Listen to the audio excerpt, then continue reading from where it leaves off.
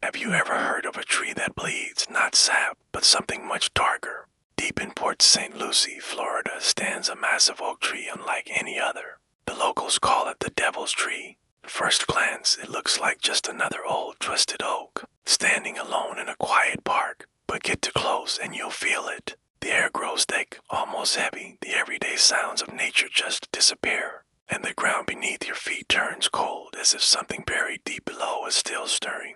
Back in 1971, this peaceful spot became the backdrop for unimaginable horror. A man who was supposed to protect people, a sheriff's deputy named Gerard Schaefer, was later exposed as one of Florida's most sadistic serial killers. He brought two young women, Susan Place and Georgia Jessup, to this very tree. What happened next is the stuff of nightmares. He tied them to its trunk, tortured them, and then left them hanging from its branches. Their desperate screams were swallowed by the swamp. When police finally discovered the scene, they found things that would haunt them forever: blood-soaked bark and torn pieces of clothing clinging to the roots. But there was something else, something that defied all logic. The tree itself seemed to be bleeding. A thick red substance oozed from cuts in its trunk. Long after the crime was committed, decades have passed, but the horror hasn't faded. Locals still whisper stories of what happens around the tree after dark. They claim to hear voices carried on the wind around midnight, faint cries for help, eerie whispers, and the heavy rhythmic creak of rope swaying in the breeze. Some have sworn they've seen shadowy figures hanging from the branches, swaying gently even when the air is completely still. In the 1980s, the county decided enough was enough and tried to cut the tree down.